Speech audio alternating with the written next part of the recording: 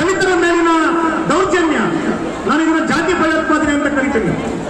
ಈ ಜಾತಿ ಭಯೋತ್ಪಾದನೆ ಕಾಂಗ್ರೆಸ್ ಸರ್ಕಾರ ಬಂದ ಮೇಲೆ ಜಾಸ್ತಿ ಆಗಿದೆ. ಸ್ವತಃ ಡಿ.ಕೆ. ಶಿವಕುಮಾರ್ ಅವರ ಕ್ಷೇತ್ರದಲ್ಲೇ ಒಬ್ಬ ದಲಿತನ ಕೈಯನ್ನ ಕಟ್ಟಿದ್ದಾರೆ. ಮೊನ್ನೆ ಶೇವಿಂಗ್ ಮಾಡಿಸ್ಕೊಳ್ಳಕ್ ಹೋದಾಗ ಕತ್ತನ್ನ ಕುಯ್ದಿದ್ದಾರೆ. ಮೊನ್ನೆ ಒಂದು ಚಾಮರಾಜನಗರ ಒಂದು ರೇಪ್ ಆಗಿದೆ.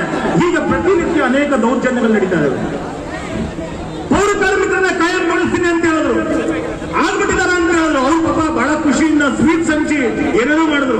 ಇವತ್ತುವರೆಗೂ ಪೌರ ಕಾರ್ಮಿಕರ ಕಾಯಂ ಆಗಿಲ್ಲ.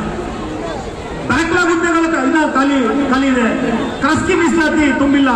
ಹೀಗೆ ಸಿದ್ದರಾಮಯ್ಯನವರು ನಮ್ಗೆ ಏನು ಆಶ್ವಾಸನೆಗಳನ್ನು ಕೊಟ್ಟಿದ್ರು, ಏನು ಭರವಸೆಗಳನ್ನು ಕೊಟ್ಟಿದ್ರು, ಆ ಎಲ್ಲಾ ಭರವಸೆಗಳನ್ನ ಒಂದು ಕೂಡ ಈಡೇರಿಸ್ತೇನೆ ಮಾತು ತಪ್ಪಿದ್ದಾರೆ. ಸಿದ್ದರಾಮಯ್ಯ ನಮಗೆ ಮೋಸ ಮಾಡಿದ್ದಾರೆ.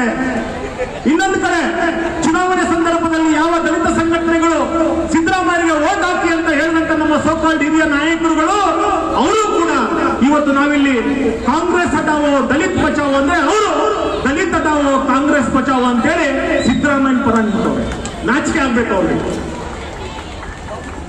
ಮೂಢ ಹಗರಣ ಒಂದು ಸಿದ್ದರಾಮಯ್ಯನವರ ಒಂದು ಕ್ರಿಮಿನಲ್ ಆಕ್ಟ್ ಅದು. ಅವರ ವೈಯಕ್ತಿಕ ಕೇಸ್, ಅವರ ವೈಯಕ್ತಿಕ ಕೇಸ್. ಅದು ಸರ್ಕಾರದ ಕೇಸ್ ಅಲ್ಲ, ಅಥವಾ ಅದು ಒಂದು ಸಮುದಾಯದ ಕೇಸ್ ಅಲ್ಲ. ಅದು ಇಟ್ ಈಸ್ ಇಂಡಿವಿಜುವಲ್ ಕೇಸ್. ಆದ್ರೆ SCP TSP ಹಣ